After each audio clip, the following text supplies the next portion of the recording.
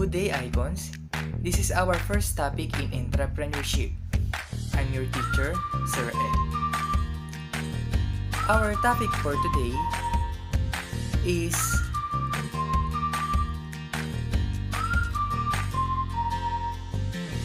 entrepreneurship. So, do you have any idea what is entrepreneurship? When you heard the word entrepreneurship, what comes in your mind?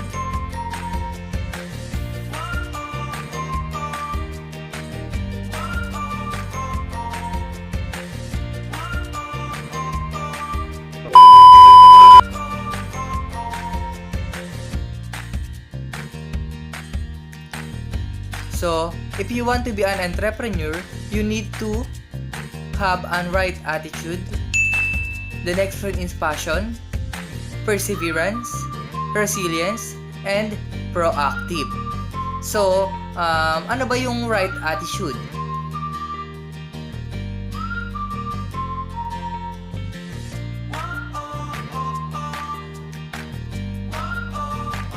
Right attitude. This is the first. Diba sabi nga nila, attitude is everything. Because, change your attitude and change your life. Your attitude which determines how you present your attitude to the world. If you don't have a right attitude, hindi ka magiging successful. That's why yung right attitude ay unang pangangailangan as an entrepreneur. Actually, kahit hindi ka naman entrepreneur, kailangan mo magkaroon ng right attitude kasi iyon yung pinakaunang tinitignan ng mga tao. So kung kahit anong tao ka man, kahit ano man ang profession mo, at kung ikaw ay walang right attitude, hindi ka magiging successful. Kaya nga sabi nila, attitude is everything. So pangalawa, ayan ay ang positive mental attitude. So ano naman yung positive mental attitude? Pag sinabi nating positive mental attitude, ito naman yung kailangan lagi kang positive sa buhay. Positibo lagi yung iniisip mo. Kasi ang isang business, pag ikaw ay entrepreneur, ang isang business ay laging isang sugal. So sa business, hindi ka lagi nagiging matagumpay. So meron diyang pagkalugi. Hindi naman pwedeng pag naglabas ka ng pera, ang kalalabasan ka agad nun ay yung tubo mo. Pwede kang malugi. So, kung wala kang positive attitude at panghihinaan ka ng loob, hindi ka pwedeng maging isang entrepreneur. Sabi nga ni Winston Churchill, attitude is a little thing that makes a big difference.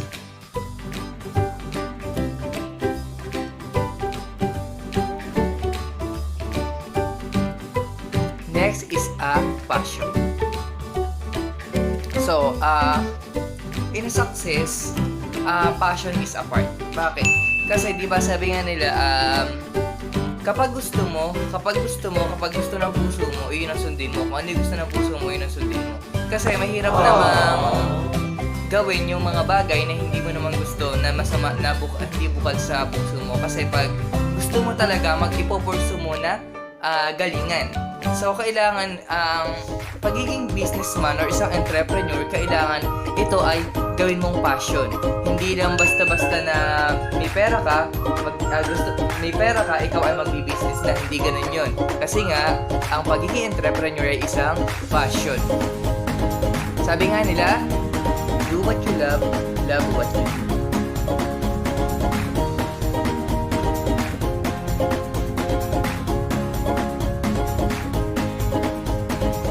Next is perseverance. Kasi in business, perseverance means learning forward, walking one foot after the other into the deep entrepreneur win until you reach your milestones and eventually achieve your goal.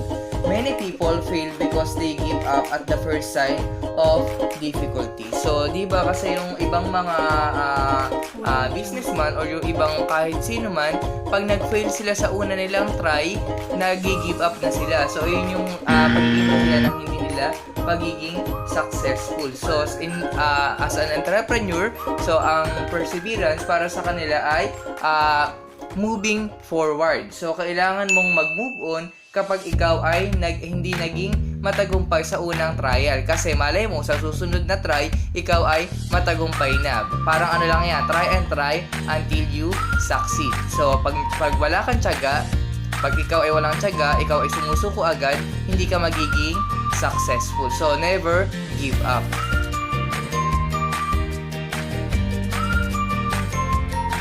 Next is resilience. So, ano naman yung resilience? So, based on the pictures, nilalabanan niya yung mga problema na dumadagan sa kanya. So, bakit? What is resilience? Resilience is to recover quickly from difficulties.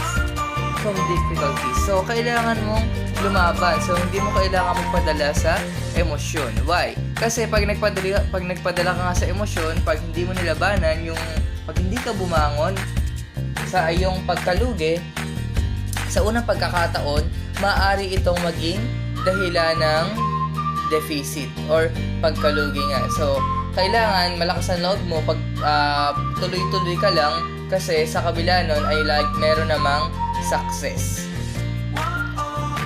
Next, the last one is the proactiveness. So, proactiveness, in Tagalog, pagiging maagap. So, kailangan mong maging maagap. For example, meron ka nang nakitang isang problema, kailangan mo kaagad yung solusyonan. You give a solution. Why? Kasi pag lumala pa yun, mahihirapan ka ng bigyan ng solusyon. So, ano mangyayari? Ikaw ay malulugi. So, be proactiveness, kailangan mo maging maagap sa mga problema para ikaw ay maging successful.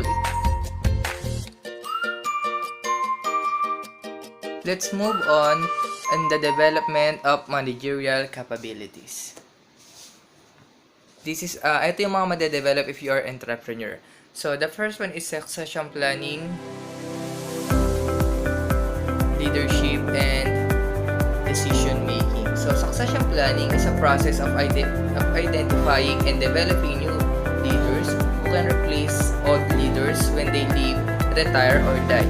Succession planning increases the availability of experienced and capable employees that are prepared to assume these roles as they become available. Leadership is a practical skill encompassing the ability of an individual or organizations to lead or guide other individuals, teams, or entire organizations. Decision making is the process of identifying and choosing alternatives based on the values, preference, and beliefs of the decision maker.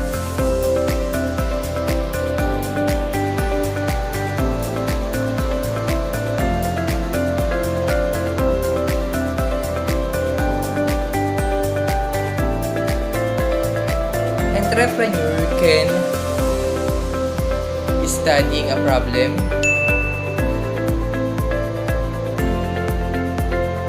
identify, compare,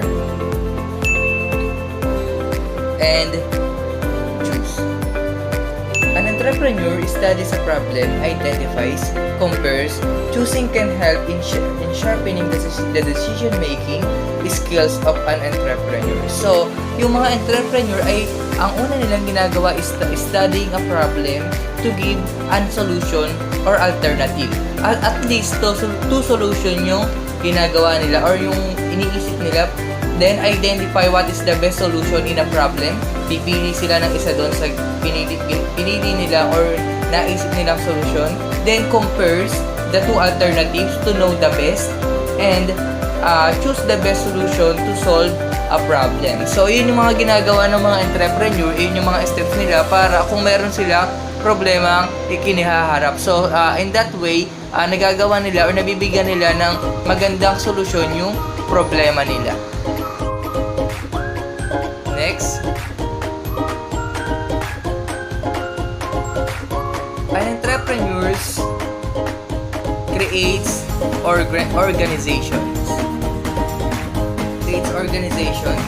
because when entrepreneurs assemble and coordinate physical, human, and financial resources and direct them towards achievement of objectives through managerial skills. By creating productive organizations, entrepreneurship helps in making a wide variety of goods and services available to the society, which result in the higher standards of living for the people. So, creation of organizations. Why? Bakit ka makaka-create ng organizations when you are entrepreneur? Kasi as an entrepreneur, di ba, marami kang nakakasalamuha at nakakausap. So, sumasali ka sa mga organizations para mas makakuha ka or makagain ka ng mga kaalaman upang mas mapaunlad pa yung business mo. That's why entrepreneur creates an organization. So, entrepreneurship can also improve the standards of living.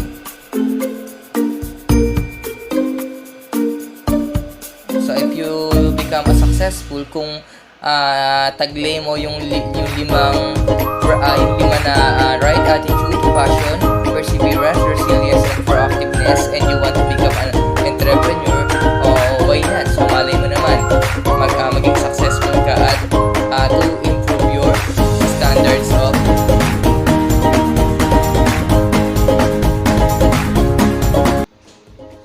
Next is means of economic development. Entrepreneurship involves creation and use of innovative ideas, maximization of output from given resources, and development of managerial skills. These factors are essential to the economic development of a country. So, economic development. Bakit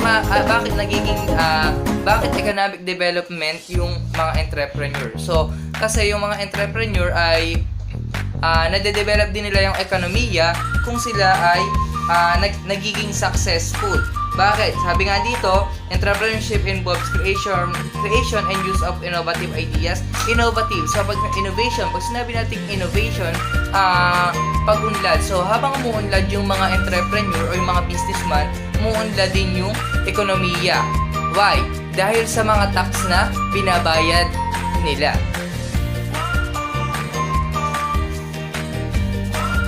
Sabi ko nga kanina, walang entrepreneurship kung walang entrepreneur. So, the word entrepreneur was derived from the French verb entreprendre, which means to undertake the risk of new enterprises. So, when we say to undertake, to begin. Okay? So, entrepreneurship is a process of actions of an entrepreneur who is always in search of something new to exploit new ideas into gainful opportunities by accepting the risk and uncertainty of the enterprise. Entrepreneurs are innovators willing to take risks and generate new ideas to create unique and potentially profitable solutions to modern day problems. So, when we say innovators or innovation, meaning new idea. So, pag new idea, so kailangan mo ng creativity. It is often also viewed as the application of the better solution to meet new requirements on existing market needs. So, yung sa mga kung ano yung kinakailangan ng market sa panahon na yun, kailangan mong i-provide. So, for example, sa panahon ngayon, ano ba yung kailangan ng market ngayon? Kailangan ng mga tao. Katulad ng mga panlaban sa pandemic, face mask, yung mga ganyan. So, hindi nakakalabas yung mga tao. For example, meron kang tinda. Ano yung mga pwede mong gawin para maibenta yung mga product mo? Bawal lumabas ang mga tao. So, di ba, yung mga tao, yung mga businessman ay nakaisip ng isang solution which is a online seller. Di ba? Nakaisip sila ng online seller para hindi matenga yung product nila, para yung product nila ay mabili. Nakaisip sila ng isang solusyon na online seller. The core competencies in entrepreneurship. The first one is economic and dynamic activity, innovation, profit, potential, and risk-bearing. So, when we say economic and dynamic activity, entrepreneurship is an economic activity because it involves the creation and operation of an enterprise with a view to creating value or wealth by ensuring optimum utilization of scarce resources. So, economic and dynamic activity. Why dynamic activity? Kasi sila yung mga nagpo-provide ng mga pangangailangan ng ekonomiya, yung mga entrepreneur. Next is innovation, where entrepreneurship involves a continuous search for new ideas. It compels an individual to continuously evaluate the existing modes of business operation so that more efficient and effective systems can be involved and adapted. So, sabi nga, innovation, search for new ideas. So, as an entrepreneur, you need to search new ideas para umunlad yung business mo. The next one is profit potential. It's the level of return or compensation to the entrepreneur for taking on the risk of developing an idea into an actual business venture. So, ito na yung pinaka-kabayaran sa mga entrepreneur. So, yung mga ideas nila ay magiging actual business venture na. Kung dati idea lang, ito ay naging successful, naging actual business venture na. Next, the risk bearing.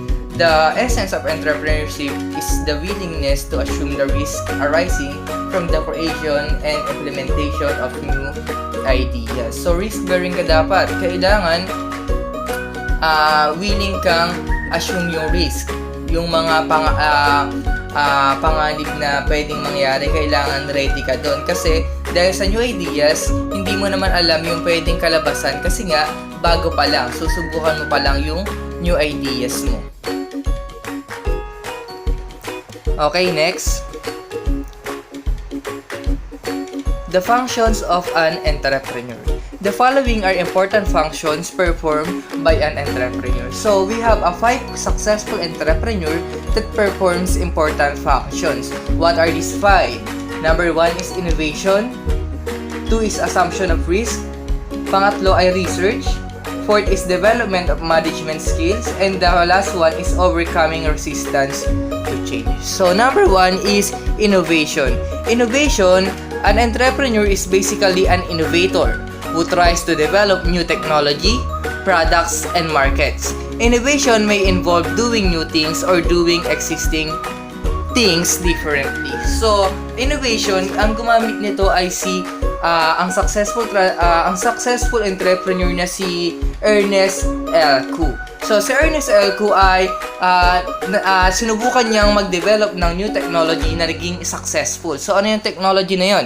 Iyon ay yung globe. So, yung globe ay mula kay Ernest L. Koo. So, dahil nga ginamit niya yung innovation, nakaisip siya o nag-transform ng simple data entry yung globe naging one of the country's largest outsourcing service provider. So, di ba yung isa yung globe ngayon na sa mga company na pinakamalaki. So, nakikipagsabayan yung globe, isa to sa pinakasikat na company sa panahon ngayon. So, dahil nga ginamit ni Ernest L. Koo ang isang important functions na tinatawag nating innovation. Okay, next.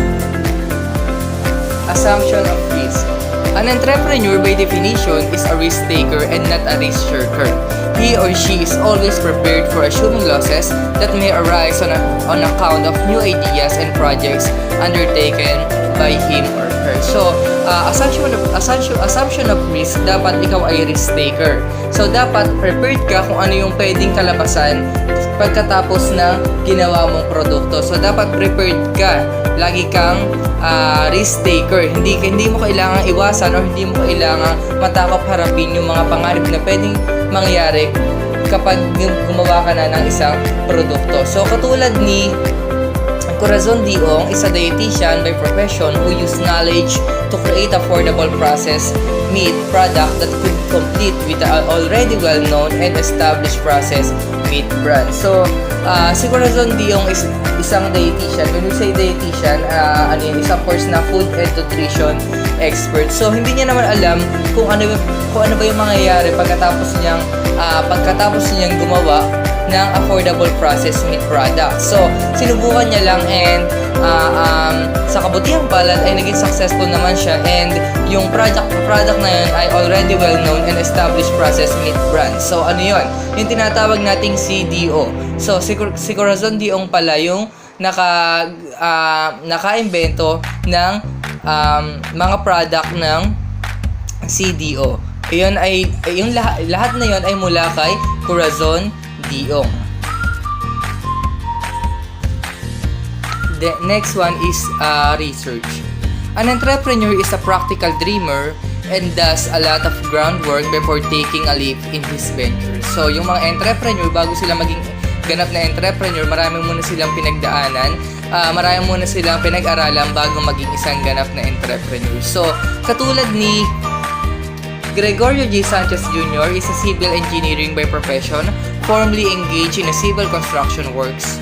He went into research and performed experiments using only pots and pans and a small tank as his equipment. So, ano yung perform niya? Kasi meron siya, ang produkto naman niya ay probiotic. So, a probiotic, yun ay isang food supplement. Okay, Gregorio G. Sanchez Jr., he developed a food supplement that would smother the bad bacteria in livestock, which he called lactopap or probiotic bacteria. So, ano ba yung mga pagkain? Di ba, minsan meron tayong mga product or produkto na binibili na may nakalagay na ingredients na probiotic. So, katulad ng mga yogurt, Yakult, so, di ba mga probiotics drink sila? So, yung mga food supplement na nilagay doon ay nagmula kay Gregorio G. Sanchez Jr., yung tinatawag na probiotic. So, ayun ang naging daan para siya ay maging successful. Nakilala siya sa kanyang produkto na food supplements na tinatawag na probiotic. So, development of management skills. The work of an entrepreneur involves the use of managerial skills which he or she develops while planning, organizing, staffing, directing, controlling, and coordinating the activities of business. So, like Socorro Ramos, a hands-on approach in negotiating with the local and foreign publishers, as well as supplier gave the bookstore its low purchasing and low selling power.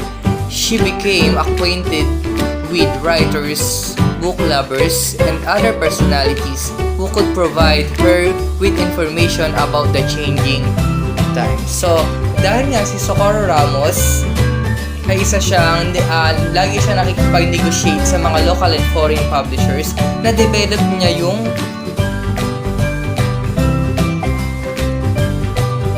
she develops planning, organizing, staffing, directing, controlling, and coordinating the activities of businesses. So, kung hindi nyo alam, si Socorro Ramos, siya yung nagtatag ng National Bookstore. So, siya yung founder nun, yung National Bookstore. So, dahil nga magaling siyang gumamit ng managerial skills, ay lumaki at lumawak yung mga branches ng National Bookstore. So, kaya kilala din si Socorro Ramos dahil sa kanyang naitatag na at naging successful na business, which is yung National Bookstore. Next is overcoming resistance to change. New innovations are generally opposed by people because they make them change their existing behavior patterns. An entrepreneur always first tries new ideas at his/her level. So, sa overcoming resistance to change, so kailangan hindi ka muna makikinig sa idea ng ibang mga tao. So, kailangan i-try mo muna sa unang try ng idea mo, kailangan subukan mo na. Huwag ka muna makinig sa mga ibang mga tao. It is only after the successful implementation of these ideas that an entrepreneur makes these ideas available to others for their benefits. In this manner, an entrepreneur paves the way of the acceptance of his/her ideas by others. So, pagkatapos na, pag naging successful na yung try mo, yung idea mo, yung new ideas mo, pag naging successful, saka ka lang tumanggap ng mga ibang idea mula sa ibang tao. So, si Diosdado Bantao saw the opportunity of setting up his own company by designing chipsets. In no time, he was able to raise $500,000 as seed capital to put up Monstroni in 1985. So, monstroni, it is other term for chipset. So, what is chipsets naman? A chipset is a set of electronic components in an integrated circuit known as a data flow management system. So, ano yung function nito? That manage the data flow between processor and memory. So, yung chipsets, yun yung nagpapabilis sa computer. So, yun yung isang parts ng computer. So, yun yung naging invention naman ni Diosdado Bantao. Kaya siya naging isang successful entrepreneur. The next one is the catalyst of economic development. An entrepreneur plays an important role in accelerating the pace of economic development of a country by discovering new uses of available resources and maximizing their utilization. So, ano naman yan? Economic development, pag-develop ng ekonomiya. So, si Mariano Quest. A mercury drug created a reputation that every Filipino household could rely on. And there was a store in nearly every town and city across the country. There are about 700 mercury stores, some of which are under franchise, all this fulfilled by Mariano's quest. Goal of making safe medication available and accessible to every Filipino community. So, development of a country. So, ang mercury drug sa nagbibigay ng development sa ating bansa. Bakit? Kasi yung mercury drug ay isa sa mga most important things in our country. Kasi yun yung isa sa mga pangangailangan natin ng mga tao. So, di ba, bukod sa mga pagkain ng mga bigas, yung medicine na isa sa pangangailangan na importante ng mga tao. Kaya isa ang mercury drug sa mga nagde-develop ng ating bansang Pilipinas. So, si Mariano's Quest, nakilala naman siya or naging successful entrepreneur naman siya dahil sa pagpapatayo niya ng mga mercury drugs. Okay?